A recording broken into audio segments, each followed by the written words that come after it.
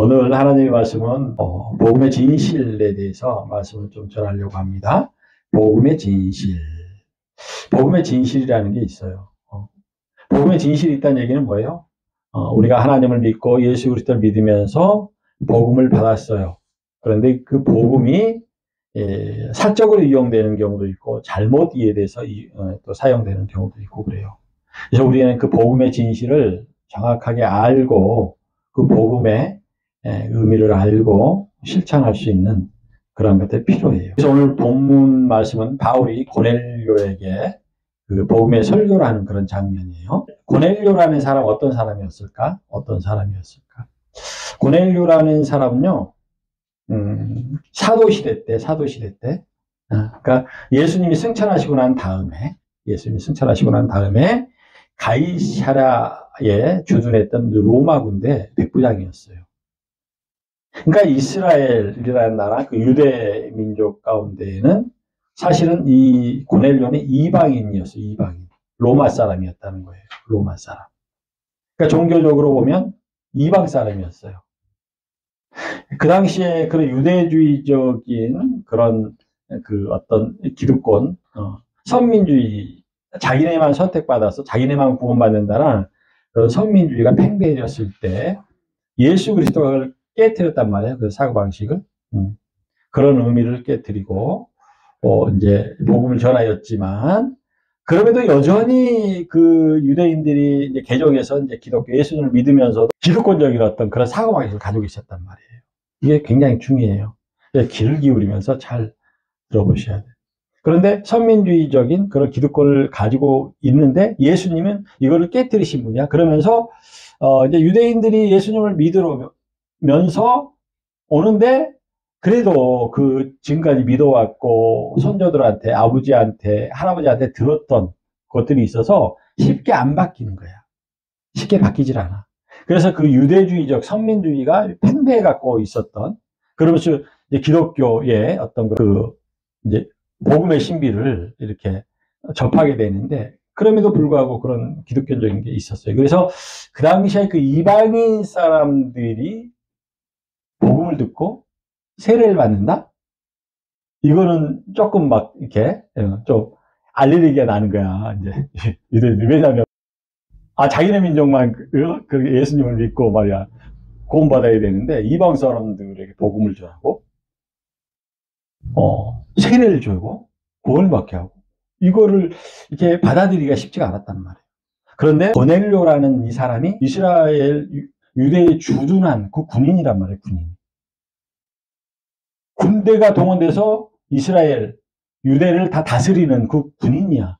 그런데 어떤 적대감이 있었을 거 아니에요. 근데 이 적대감이 있는 이 고넬료가 신기하게도 되게 선행을 베푸는 사람이었어요. 봉사도 잘하고요. 구제. 가난한 사람 보면 그냥 못 지나다. 장애인들 보면 그냥 못 지나다니는 거예요. 또 불편한 게 없나? 지금으로 말하면 이렇게 전동일체 가는데 전동일체가 다니는데 이렇게 막 불편한 넘어질 것 같으면 안 되잖아요.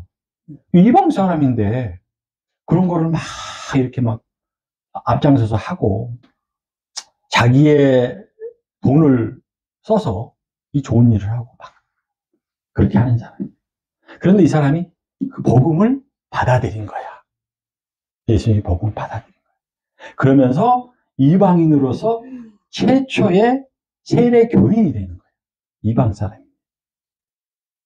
이제 복음의 신비는 여기에 있는 거예요. 복음의 신비.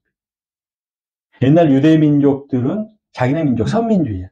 하나님께서 그건 틀림없잖아요. 하나님께서 아브라함을 선택을 해서 아브라함으로부터 그 민족을 이루게 하거든요. 어떤 민족? 믿음의 민족. 하나님 나라의 민족을 이루게 하신단 말이에요. 아브라함의 씨로부터 모두가 다 하나님의 백성은 또 아니야. 신기한 거야, 이게.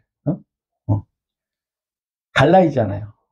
이삭과 이스마엘로 갈라지고, 이삭이 주류가 되고, 에서와 야곱이 또 갈라져가지고, 야곱이 주류가 되고, 그러니까 반쪽 하나님의 나라가 되어지는 거죠, 사실은.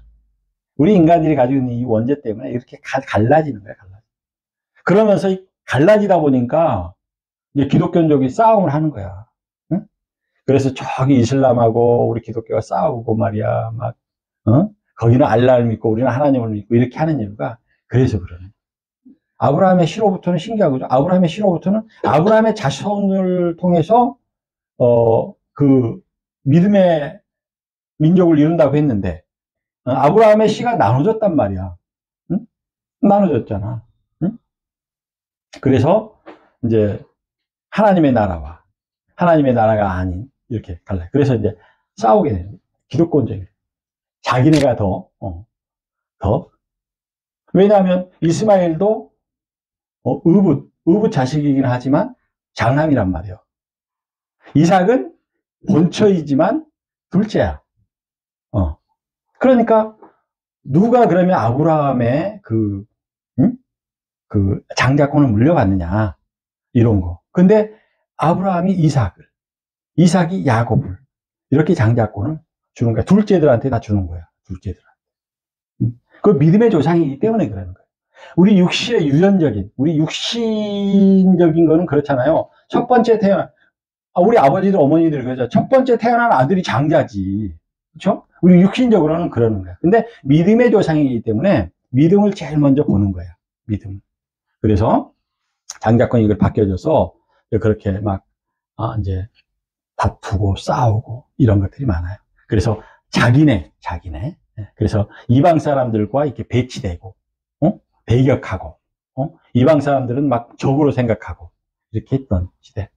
그러면서 예수님이 와서 만왕의 왕으로 오시거든요. 만왕의 왕으로 오신다는 뜻인 거야. 복음과 연결시켜 보면 만왕의 왕으로 오신다는 뜻이 뭐냐면 모든 나라의 왕이라는 거야. 예수 그리스도가 오면서 예수 그리스도를 통해서 재창조 역사가 일어나면서 모든 민족, 그러니까 유대 민족뿐만이 아니라 잘 들으셔.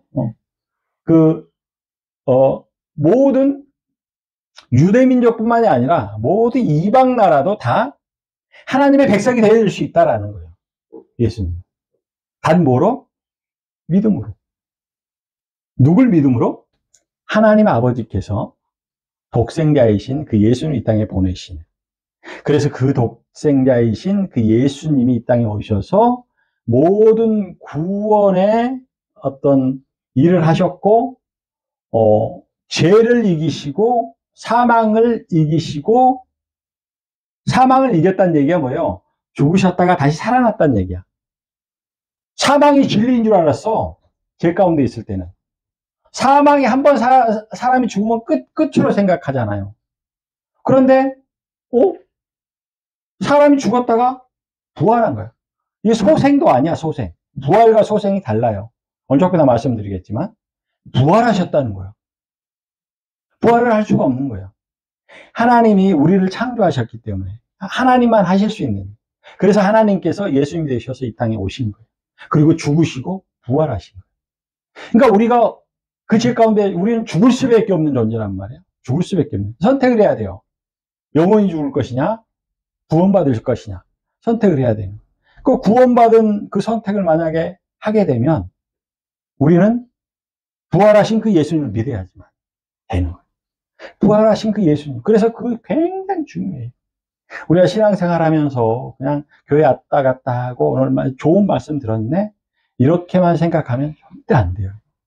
복음의 신비라는 거예요. 복음의 신비. 복음의 신비가 뭐야? 복된 소리라는 거야. 인간의 가장 확실하고 근원적인 복은 뭐냐? 결코 죽을 수밖에, 하나님 언약을 위반해서 결코 죽을 수밖에 없는 우리가 다시 되돌려져서 구원받는 것. 이것이 가장 복된 축복이야. 복된. 그래서 예수 그리스도 이 땅에 오셔서 예수 그리스도 이 말씀 자체가 복음인 거야. 예수가 이 땅에 오신 목적, 오셔서 어떠한 일을 하셨고, 그 목적을 위해서 어떤 고통을 당하셨고, 어떤 힘든 일을 당하셨고, 이런 것. 우리 인간의 삶은 참. 어제 이제 저희 장모님이 연세가 이제 100세셔서 100세. 좀 감회가 새로워요. 장모님도 새롭겠지만 옆에서 보는 이 사위도 새로워요.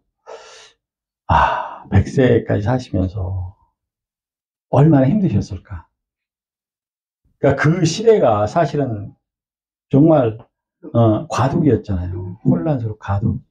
그때 너무 못 살았었을 때 6.25를 거치면서 정치적으로 막 그렇게 힘들었던, 자칫 잘못하면 죽는 거야 그냥.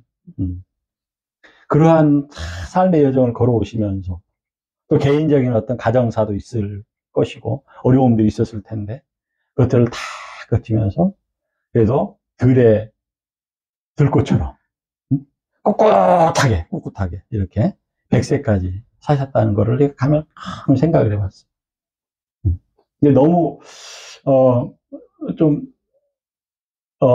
마음이 좀 새로워지는 거죠. 마음이 좀 새로워지고 100세 되시면서 더 소녀처럼 바뀌시는 거예요. 마음이 너무 이뻐지시는 거예요. 너무 이뻐져요. 뭐 하나 조금만 보잖아. 그러면 이쁘다 이러면서 너무 좋아하시고 이런 모습. 그래서 우리는 그러한 삶의 여정이 너무 힘들 수밖에 없고 결국에 가서는 우리는 정말 그렇게 연약해질 수밖에 없거든요. 연약하면서도 고넬료와 같은 그런 고넬료와 같은 그 소녀 같은 마음, 소년 같은 마음을 품는 것, 이것이 난 대단히 중요하다고 생각을 하거든요. 그래서 제가 이제 기도를 했어요. 마음속으로 기도하고. 제가 이제 우리 장모님 만난 이유가 뭐예요? 항상 기도하기 위한 거거든요. 기도하기. 지금 모든 인생에 우리 장모님이 살아오신 그 인생의 여정을 다 바꿔버릴 수는 없어요. 제가 어떻게 바꾸겠어요? 그러나 내가 기도는 할 수 있는 거죠.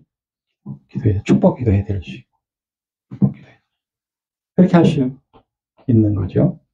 그래서 우리의 삶은 그렇고 그런데 우리가 그런 선민주의의 그 카테고리에 딱 갇혀가지고 누구를 쉽게 평가해버리고 결론 지져버리고 이렇게 하는 것들에 대한 그런 문제, 이것들을 깨트린 거예요. 그래서 바울은 오늘 복음의 어떤 신비, 복음의 진실에 대해서 말씀을 하고 있는 거예요.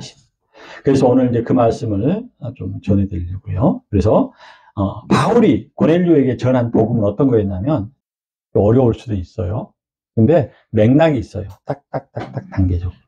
그래서 잘 여러분 가급적이면 쉽게 말씀을 해드릴 테니까. 첫째가 뭐냐면 예수는 하나님의 아들로서 성령과 능력으로 기름 부음을 받았다는 거예요. 기름 부음을 받았다는 뜻이 뭐냐면 하나님이신데 성육신하셨다는 거예요. 사람으로 오셨다는 그런 뜻이에요.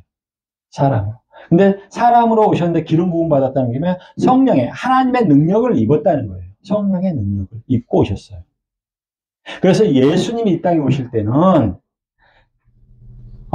죄가 있는 우리가 하나님을 떠나서 하나님과 만날 수가 없어요. 하나님과 일치되어져요. 하나님과 결합할 수가 없어요.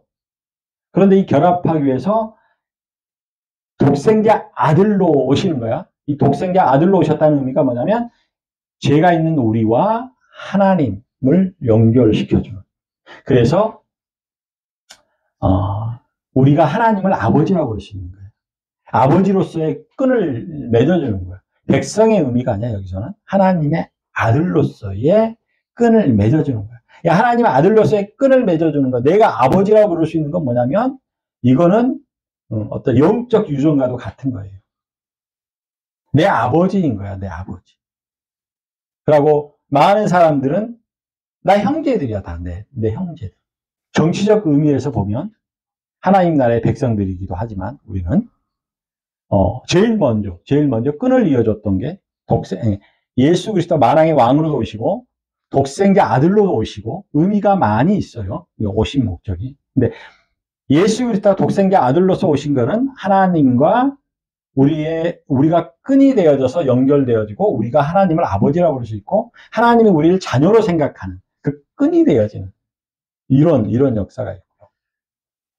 그래서 이게 대단히 중요해요. 하나님을 아버지라고 부를 수 있는. 하나님을 아버지라고 부를 수 있는 사람은요, 외롭지 않아요. 외로움을 이길 수 있어요. 왠지 알아요? 내 주변에 아무도 없는 것 같아요. 근데 하나님의 아버지의 마음을 품은 사람들은요, 외롭지 않아요. 마음의 기쁨이 생겨요. 내 주변에 사람들이 없다고 하더라고요. 아프니까 사람들이 내 주변에 잘 안 와. 나는 외로워. 우리 인간들의 기본이거든요. 기본적인 습성이거든요. 외로울 수밖에 없는 거예요. 너무 슬퍼요. 너무 슬퍼요. 사실 솔직하게 얘기해서 목사님이 슬프게 하지 마라. 목사님 슬프게. 너무 슬퍼지는 거야. 야, 이거거든요. 이것을 찾게 되면 자존감이 어마어마하게 올라가. 겸손하고 누가 나한테 욕하고 손가락질해도요, 흔들리지 않아요. 왜냐하면, 아이고, 불쌍해. 이렇게 생각하는 거예요. 왜? 나는 하나님을 아버지로 뒀고, 하나님의 관심을 끄는 사람이기 때문에. 하나님의 아들로서 성령의 능력의 기름 부음을 받으신 그 예수 그리스도를 우리가 믿고 따르면, 삼위일체 역할로서 하나님의 독생자, 권세와 능력을 우리는 알게 되고, 우리도 그러한 권세와 능력을 갖게 되는 거예요.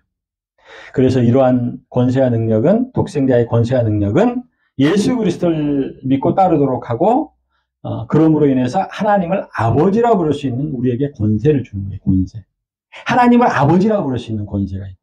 하나님을 아버지라고 부를 수 있는 이 권세가 어떤 건지 알아요? 세상적으로는 이 권세가 뭐냐면 왕의 권세, 어떤 권세, 힘을 가졌다라는 그런 뜻이거든요. 그런데 하나님 나라에서는 그러한 것을 얘기하는 게 아니에요. 하나님 나라의 영원한 권세를 가졌다는 거예요. 하나님 나라의 영원한 권세를 갖기 위해서는 내가 하나님의 아들, 자녀가 되어야 하는 거야. 하나님의 자녀된 권세가 바로 그거예요. 내가 구원받은 자. 부활 신앙을 믿고 나는 구원받았다라는 그런 확신을 가지고 어떠한 거에도 흔들리지 않고 자기의 삶을 묵묵하게 살아가시면서 고넬료와 같이 사람들이 손가락질 하잖아요. 왜냐? 이방 사람들이. 가이사랴라는 그곳에서 또 살아가면서 사람들에게 침략자라고 손가락 받고 이러지만 그런 손가락질 하는 거에 대해서 이 사람은 흔들리지 않고 선행을 베풀어요. 정말 헌신을 하는 거예요. 다른 사람 도와주는 거예요. 다른 사람 도와주는 거예요. 다른 사람 도와주는 게 내가 손해본다라고만 생각하면 안 돼. 내가 할 수 있는 것만큼이 요만큼인데 요만큼이 없고 요만큼만 있다고 하더라도 요만큼의 능력이 있으면 요만큼의 능력만큼 남을 도와줄 수 있는 거예요. 복장 가다 아니면 가다가 어디 힘드신 분들이 있으면 좀 도와줘. 그리고 여름에 진짜 땀 뻘뻘 흘리시고 선생님들이 이렇게 일하시잖아. 그러면 아이스크림, 시원한 아이스크림 하나 사다가 선생님 이거 드세요 하고 이렇게 드리라. 내가 할 수 있는 선행이야. 오늘 본문 말씀에 보면 그러잖아. 베드로가 입을 열어 말하되 하나님은 사람의 외모를 보지 아니하시고, 외모를 보이지 않는다는 뜻이 뭔지 알아요? 너희가 500원짜리 아이스크림 하나 사서 선행 베푼 거, 그 아이스크림을 보지 않는다는 거야. 그 아이스크림 하나를 사서 내 마음, 선생님한테 드리고 싶어 하는 그 마음을 보신다는 거야. 중심을 보신다는 거야. 중심을 보신다는 거야. 그러니까 내가 너 돈이 없어요. 아니면 내가 이렇게 잘 못 걷는데 어떻게 저 못 걷는 사람을 내가 부축해줘요. 난 못 부축해 주잖아요. 이렇게. 내가 더 심한 사람이 있으면 내가 부축해 줄 수도 있어요. 비록 부축해서 같이 넣어버리는 왕정. 그렇게 할 수도 있는 거거든요. 근데 꼭 그렇게 하라는 것이 아니라 그 마음을 그렇게 품으라는 거야. 마음을 품는 거야. 그런 마음을 품는 것이 선행. 고넬료가 이방인으로서 최초로 세례받은 자. 이건 놀라운 거거든요. 이방인으로서 최초의 세례자. 둘째로 뭐냐면 예수님 치유와 소생의 주임을 꼭 알아야 돼요. 예수님 우리를 치유해줘요. 우리는 치유받을 수밖에 없는 존재예요. 에? 에이 무슨 소리야. 나는 장애도 없고 뭐 나는 그냥 아픈 데도 없는데 내가 왜 치유를 받아요? 나는 마음도 건강해요. 내가 뭐 치유. 이런 교만함이 들기 때문에 예수를 믿지 않은 거예요, 사람들. 근데 아까 말씀드렸잖아요. 우리가 치유받아야 될 것은 영적 의미 안에서 보면 원죄의 죄의 특성입니다. 원죄의 죄의 특성은요, 증상으로 나타나는 거예요. 요전 주에 설교했던 게 뭐야? 교만이라는 걸로 나타나는데, 이 교만은 뭐라고 그랬어? 어떤 죄의 하나가 아니라 죄를 불러일으키게 하는 동기예요, 동기. 그러니까 우리가 선악과를 먹고 눈이 밝아져서 하나님처럼 되려고 하는 것이 이게 교만함이거든요. 이 교만함 때문에 사람들은 죄를 짓는 거예요. 죄를 짓는. 그래서 교만은 죄의 동기예요. 동기. 죄를 불러일으키는 동기가 되어져요. 그래서 이 원죄적인 죄의 특성이 있기 때문에 우리는 그 교만함의 특성으로부터 우리는 치유받아야지.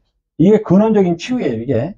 물론 지금 당장 몸이 아프고 힘들고 어려운 것도 우리가 치유받아야 하지만 영적인 치유는 바로 이런 거라는 거예요. 그래서 이것을 절대 잊어버리지 마시고 예수님이 이 땅에 오신 그 이유는 우리를 치유하여 회복시키기 위해서 오셨다. 그 능력을 발휘하신다라는 거예요. 그러므로 치유라는 하나님의 마음을 품은 예수 그리스도의 그 용납의 사랑을 만나야지만이 우리가 치유가 일어나요. 그런 쪽 교만. 예수 그리스도는 그래서 겸손하게 오신 거예요. 교만하지 말라고. 교만은 죄의 동기이고 죄의 아까도 찬양에서 그랬죠. 원수를 다 이기고 무덤에서 살아나셨네. 원수가 누군지 알아? 원수가 바로 교만이에요. 어떤 사람이 아니야. 내가 미워하는 사람이 원수가 아니라 그 미워하는 사람을 교만하게 만드는 그 어떤 세력, 그 교만함, 그것이 원수예요. 근데 사람들은 대부분 뭐야? 저 사람이 내 원수라는 거야. 저 사람한테 가서 복수하는 거야. 우리 기독교는 그렇게 하는 거 아니에요. 아무리 미운 죄인도 용서할 수 있는 그런 마음을 가져야 되고, 중요한 게 뭐냐면 저 사람의 죄를 자꾸 유발하는 그 교만을 원수로 생각하고 그 교만을 물리치고 그 교만을 물리칠 수 있도록 우리 영적 기도를 하는 거예요. 영적 싸움을 하는 거예요. 그래서 영적 싸움은 육체적으로 하는 게 아니야. 혈기로 하는 게 아니야. 교만하면 겸손함으로 하는 거예요. 아주 정결한 마음으로 하는 거예요. 하나님께 고하는 그 순수한 마음으로 하는 거예요. 순수함이 교만함을 이길 수 있어요. 악을 이길 수 있다는 거. 그리고 셋째가 예수님이 십자가에 못 박히셨다는 거예요. 이거 틀림없이 복음이에요. 아니, 예수님이 십자가에서 못 박혔다고. 이거 팩트로만 생각을 하잖아요. 그러면 원래 십자가에 못 박히시는 사람들은 뭐야? 죄인들이, 극도의, 극악무도한 죄인들이 십자가에 매달리는 거거든요. 그러니까 이 십자가의 의미를 모르면 여기까지만 생각하는 거야. 그래서 이단이라는 것들이 자꾸 생겨나는 거야. 예수님이 실패했다는 거야. 왜? 죄인들이 죽어야 될 십자가에 죽었으니까 예수님이 실패하신 분이야. 그래서 내가 예수님의 부탁을 받아서 내가 예수가 되기로 했잖아. 내가 구원자가 돼. 다 그러는 거야. 다 그러는 거야. 이단들. 그러니까 이 부활신은 그만큼 중요하다고요. 걸러내는 거야. 이단들을 걸러내는 거야. 근데 절대 그렇잖아요. 왜냐하면, 자, 볼래요? 십자가는 죄인들이 죽는 것이에요. 근데 그 십자가 자리가 원래 사람들이 있어야 될 십자가 자리라고. 근데 사람들이 가지고 있는 이 죄를 대신 예수님이 짊어져 준 거야. 그래서 우리 사람들 대신에 십자가에서 못 박히신 거야. 이 거룩한 하나님의 놀라운 구원 역사, 이 사역의, 구원 사역의 의미를 우리가 모르면 이건 안 돼. 기독교에서. 분명하게 알아야 돼. 그래서 예수님 십자가에 못 박히셨다는 거. 네 번째 뭐야? 짜자잔. 예수님은 부활하셨다. 이거예요. 이 맥락이 있어요. 처음에 뭐야? 하나님 아들로서 성령과 능력으로 기름 부음을 받았다. 예수는. 두 번째가 뭐야? 예수는 치유와 소생의 주이시다. 세 번째가 뭐야? 예수님은 십자가에 못 박히셨다. 그런데 네 번째가 뭐냐면 그런데 십자가에 죽으시고 부활하셨다는 거야. 부활하셨다. 이것까지 같이 가야 되는 거야. 그래서 이 부활 사건은 아까 말씀드렸던 건데 사망 권세를 우리는 죽을 수밖에 없어. 사망에 대한 두려움이 우리에게 얼마나 많아요.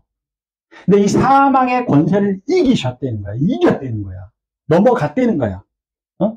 6월절에 어린 양의 피처럼 애굽에서 장자들이 다 죽는 거야. 그날 저녁에 유대인들만요. 이스라엘 백성들만 애굽에서요. 어린 양을 잡아서 문설주에다 어린 양의 피를 다 발라요. 어린 양의 피가 있는 곳에서는 이 죽음의 권세가 넘어가요. 그래가지고 애굽의 장자들만 다 죽는 거야. 애굽 사람들이. 애굽 사람. 그것처럼 예수 그리스도의 사망의 권세를 이기는 것.